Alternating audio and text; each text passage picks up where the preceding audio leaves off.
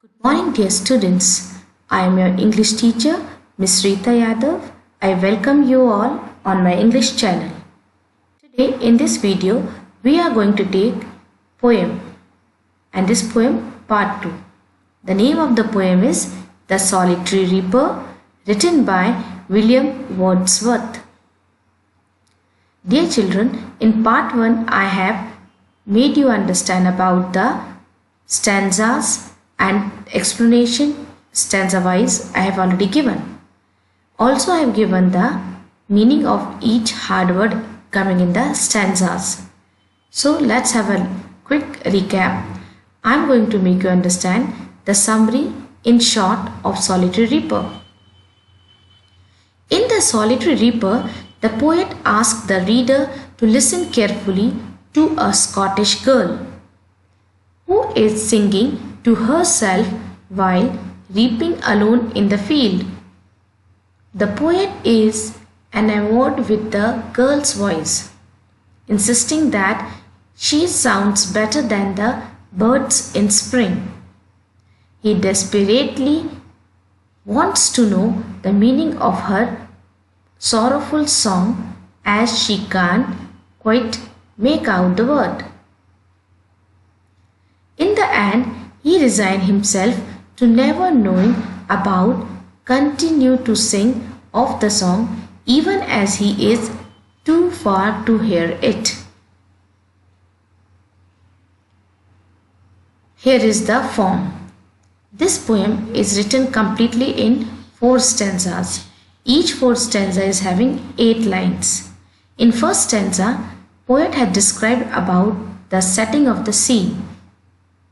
In second stanza, poet has done the comparison of 2 birds with that lady.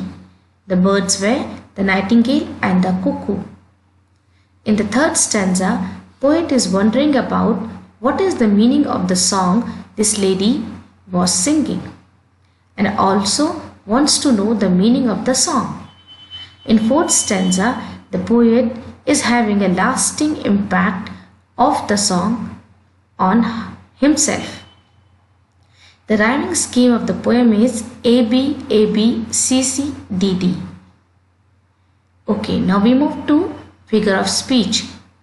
First one is metaphor. Metaphor is the indirect comparison. Okay, so the poet compares the reaper with the nightingale and cuckoo respectively. He even claims that her song is more thrilling and more beautiful than those of 2 birds. Second one is apostrophe. The poet begins with an apostrophe. The apostrophe is a figure of speech in which an imaginary person or thing is addressed as if present and capable of understanding. Third one is imagery. The poem presents a natural scene in which the reaper is situated in the center, working alone in the field. The 2 middle stanza takes us to the different geographical region, Arabia and the Far Hebrides, where images of wandering nomads under the scorching sun contrast with the sailor anxious to reach the land. For both groups, the singing birds signal survival and safety. The auditory imagery also preoccupies the poem, represented by the reaper and the birds singing. Actually, dear children, imagery is also a figure of speech. It's all about how the reader imagines as the poet goes with the poem. You have to imagine, like in second stanza, geographical regions were given like Arabia and Hebrides. These are the places and you have to imagine that place is there. That automatically comes as the poem goes on. Another one is comparison of the two birds. So cuckoo and nightingale, you have to imagine those two birds. So this poem is filled with imagery. Okay, now we move to question answers part. Question number 1. What were the poet's first thought when he saw the solitary reaper? Answer. The poet thought that any other passerby should either stop and listen to her song or gently pass without disturbing her singing. The poet appears to have a kind of reverence for the reaper. What kind of song was the girl singing? The girl was singing a melancholy song. What was the valley filled with the music?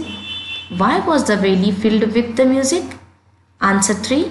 As the beautiful and a powerful voice of the reaper, of the solitary reaper, was reverberating in the valley, so the valley filled with the music. Question number 4. What does the poet compare the reaper's song to? The poet compares the reaper's song to the nightingale singing in the Arabian sand and to the voice of cuckoo bird in spring time in the island of Hebrides, both of which are very rare and have a pleasing effect. How did the reaper's song affect the poet? The melancholy song of the reaper affected the poet spellbound, and he stood motionless and still while listening to it. Even as he mounted up the hill, he still bore the music in his heart long after it was heard no more. Question number 6. What is the central idea of the poem? The central idea of the poem is that the music speaks to us in a universal language, and it comforts very heart as well as uplift drooping spirits. Now we move to reference to context. First one is, alone she cut and binds the grain and singing a melancholy strain. Question 1 is, who does she refers to? Answer is, she refers to the solitary reaper. Number B question is, what is she engaged in? Answer B is, she is engaged in reaping and binding the grains.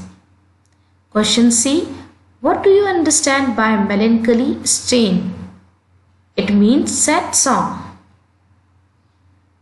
Okay, second reference to context is, whatever the theme, the maiden sang as if her song could have no ending. Question A is, why can't the poet understand the theme of the song? Answer is, because he couldn't understand the word of the song, probably because the song of the reaper was in a different language. Number B question is, why does the song seems to have no ending? Answer B is, because the reaper sang with such passion that it appears to the poet that the song would never end. Question C, how does the poet behave while listening to the reaper's song? Answer C, the poet was spellbound and stood motionless and melodious. Now the third stanza that is to be referred here is, no nightingale did ever chant more welcome note to weary band of travellers in some shady haunt among Arabian sands. First question is, why is the reaper's song compared to that of the nightingale? The reaper's song compared to that of the nightingale because the song of the reaper is sweet and melodious. Number B is, where does the poet imagine the nightingale to be? The poet imagined the nightingale to be in the desert of Arabia. Question C, how does the nightingale song sound to weary travelers?